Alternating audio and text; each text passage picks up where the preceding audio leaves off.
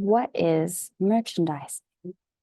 I have a trademark for Dr. Nutmeg's Fembots, but I don't remember which classes. I guess I should look them up. Okay, let's go to the fembots.com and click on the last newsletter sent out in December and share our screens. Participants, let's see, share screen, scroll. It's always right in the middle. Why can't I see it? Okay. Ooh, sorry, this product is not available for purchase at this time. Where did that come from? I need to fix that. All right. Anyways, we're gonna go down to the winter solstice melt downloads because that was the last newsletter that it went out on December 22nd to mark the winter solstice. See? And so I put a trademark at the top at the advice of my career Tia Maria Ibanez. Gracias. And so we can click on there and see that Dr. Nutmeg's Femmebots, I applied for it October 24th, 2018, and it was registered August 6th, 2019 with the help of Brian Frankel, my lawyer. Thank you very much, Brian, for all your help over the years. And so all these years since 2019, that's 5 years, bro. I've just been like not using it because life happened, I guess, went in a different direction than I expected. So anyways, this trademark exists and I am in the process of trying to relearn what a trademark actually allows a business person to do. And so I'm teaching myself, and if you don't know anything about it, I hope that this helps you too. Trademark rights are acquired in names, logos, symbols, and other marks by any person or business entity by using it in the normal course of business. For instance, on a tag or label for merchandise being sold to the public, or by filing an application for registration of the mark in the United States Patent and Trademark Office. USPTO, USPTO, USPTO. All right, let's bold that. Merchandising can be defined within the purview of the entertainment industry as the manufacture or production and sale of a film's or television's program name, artwork, logo, characters, or other elements related to the film or program. And so maybe that's the real reason for Fembots versus the Fembots.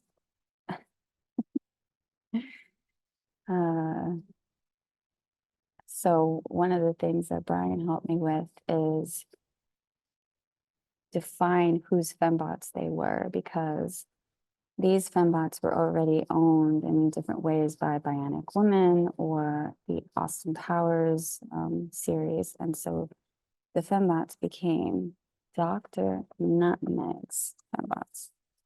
And at the time, this was just, she's just the mad scientist character that is the star of this whole little series.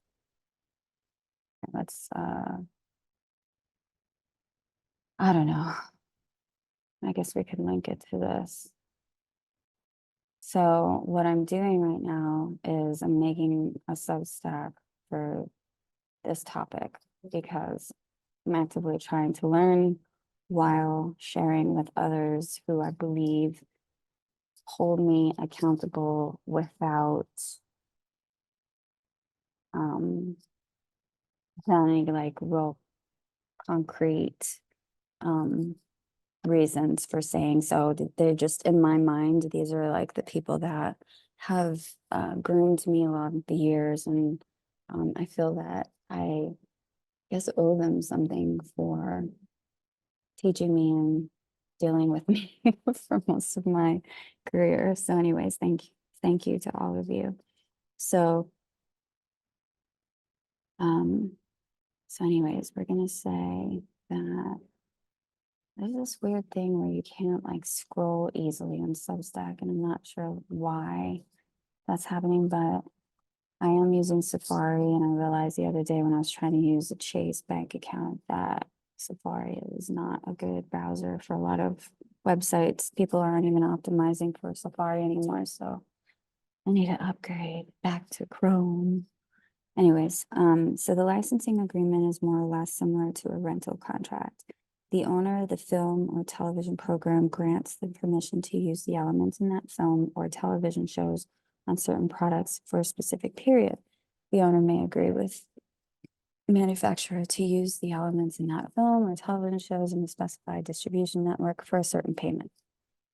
So now we have a concrete example in Spaceballs when Mel Brooks, who I think just passed away at 92 years old, respect to Mel Brooks, he taught us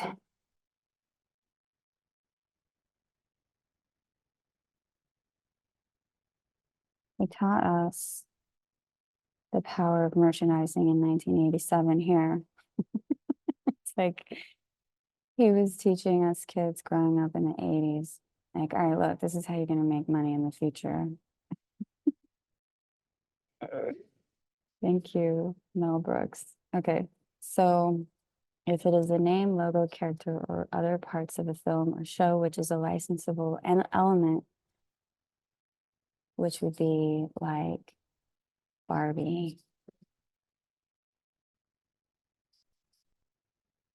example, Barbie, it must first be legally protected under the trademark or copyright laws. These elements are referred to as property, and the owner of this property is called the licensor, while the manufacturer is called the licensee. Licensing is based primarily on the legal protection given under trademarks. Names, graphics, depictions, slogans, and other elements that vary from a company's line of product from those of a competitor can be trademarked through the Patent and Trademark Office. Trademark protection is vital because a film or television program after licensing will become an apparel brand, a toy brand, or a brand of stationery and many others. And so this is when my brain goes, ding, ding. AI is changing the above. Okay, so we'll probably need to figure out if this business model or how is this business model changing? How is this business model changing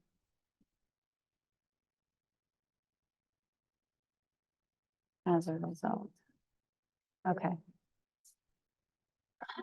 All right, moving on. Let's do like, I'm learning how this platform works. So I guess, I don't know, this is where you put like, subscribe now. Okay. Let's say a secondary method of legal protection is offered under copyright law. Copyright law protects artistic creations like music, text, scripts, screenplays, and artwork. Okay. So I learned from my lawyer that this is sort of automatic as soon as you publish it on a public medium. The advantages of merchandising can be categorized into two broad areas. Okay, and then of course, blockchain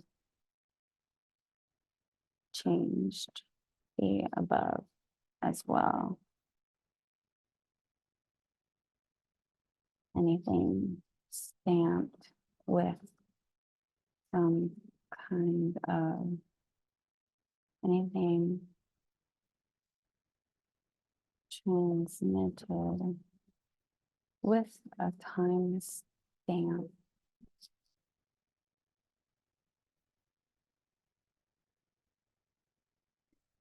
becomes published.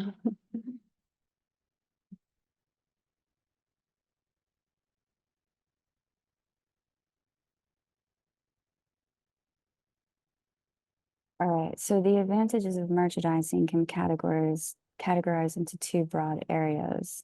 I guess one, the producer needs advertising to educate consumer about their products and to generate a consumer awareness and interest for the product. Merchandising helps producer to support other marketing activities that is attached with the film or show. Such marketing activities are promotions to exhibitors and cinema goers and electronic advertising at retail level for broadcasters. Merchandising helps to create an excitement and eagerness in the minds of people for the product. Need to pause. Stop sharing and pause. What time is it? 11:26. Okay. Merchandising helps to create an excitement and eagerness in the minds of people for the product. Thus, merchandising expands the total number of people who hear about the film, television shows, and further reminds about the existence of the product in the market. And as usual, all these boys are talking loud while I'm trying to record.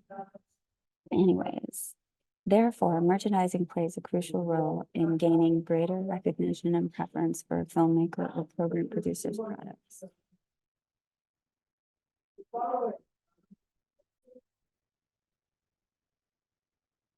Here's a letter I wrote to the third of my career Theas. Hi, Hazel. How are you? I just watched your most recent interview with the NASA scientist. It's so fascinating. I just wanted to talk more about it and the effect the end of net neutrality will have on the future of subscription-based business models for web content. Hazel replied when I talked to her, yes, this is where it's going because people are nervous about data. The advertising model is under massive challenge. All social media and Google should have been challenged years ago because you can't purport to be a credible news source if led by advertising. The advent of the General Data Protection Regulation, GDPR, in Europe is only the first step to cleaning up content. The companies will be forced to divest. What would have happened if we still had the Office of Tech Assessment?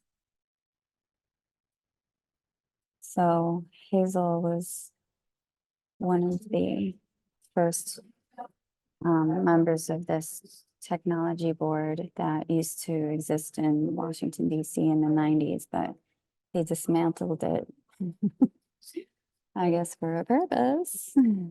Anyways, so eventually I asked her in the email about trademarks. I asked her, I have a basic business question about the process of trademarking. I know you went through this for ethical markets, and I wondered how much you had to pay your lawyers to file and search for any conflicts. After pitching my pilot for the Femmebots to Adult Swim, a cartoon subsidiary of Turner Broadcasting, I was advised that I should trademark the name so I am in a better position if they or any network wants to buy it.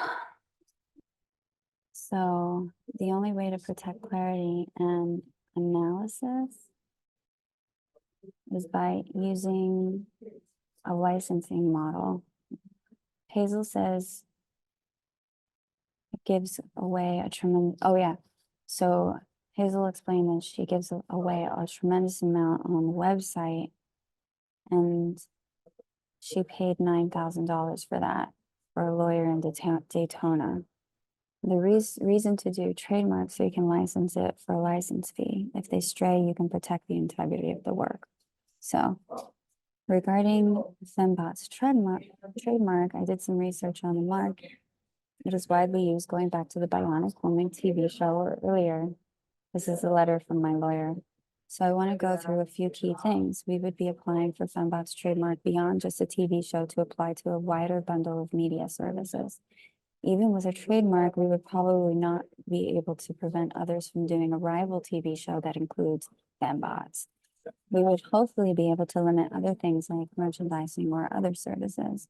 Trademark has value in speaking with investors and pushing back against would-be copycats. There's no guarantee that it will get approved. It might be viewed as descriptive by USPTO.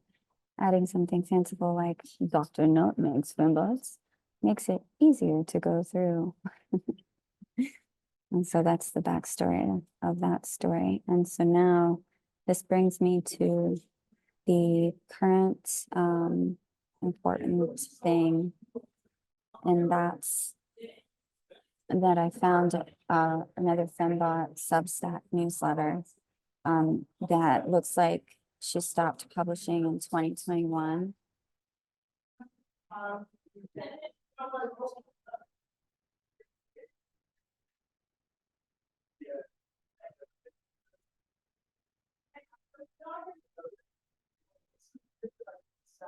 Okay, so share screen, share.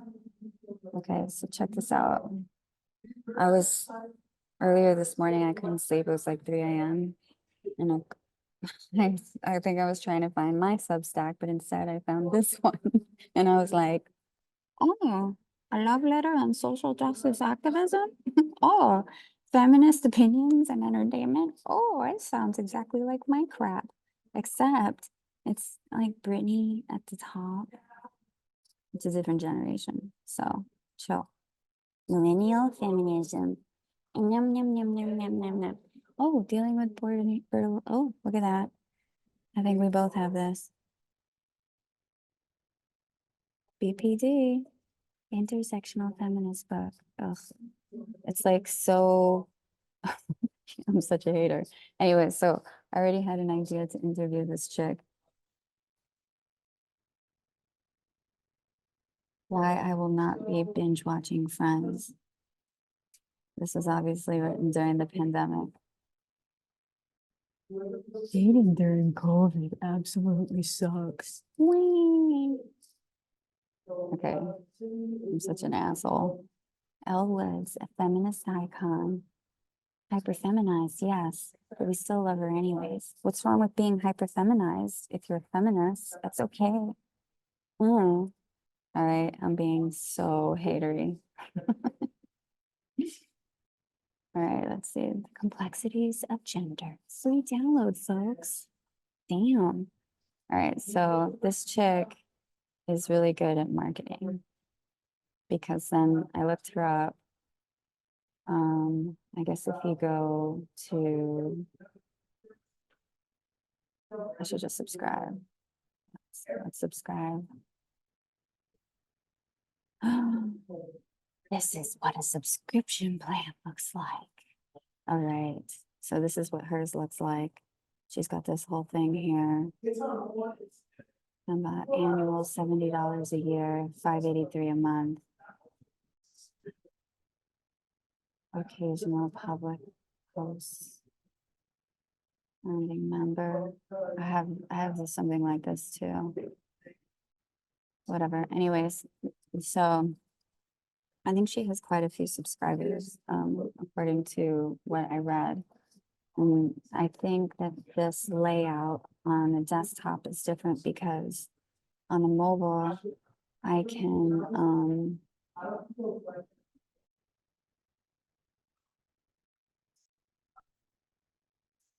oh yeah, on the mobile app, I can actually see like all these other links. Fembot no, no. This one mute. No. Anyways, there's 3,000 subscribers there. This is good to know.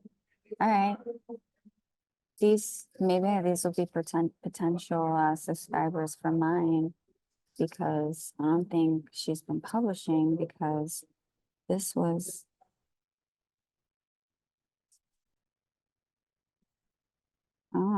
she published actually recently, November 20th. And the one before that was October 31st. And I guess she's doing one per month, or no, I guess 26. 19. See, I don't understand why the italics 10 years of thousands. I'm a different life has taken us on different journeys across miles and through countless changes. But there was something that drew us together in the first place, something stronger than the passing of time. It was our shared values as writers, our passion for justice and feminism, and our desire to make the world a better place. Qualities that initially connected us when we crossed paths in our high school newspaper class, where I served as the editor-in-chief as a senior, and she was a freshman. It was 10 years since we last saw each other, and we thought this is like so fucking similar.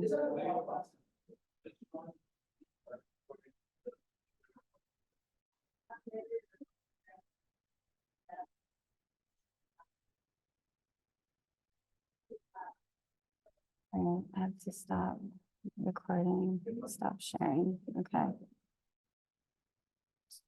I have some reading to do.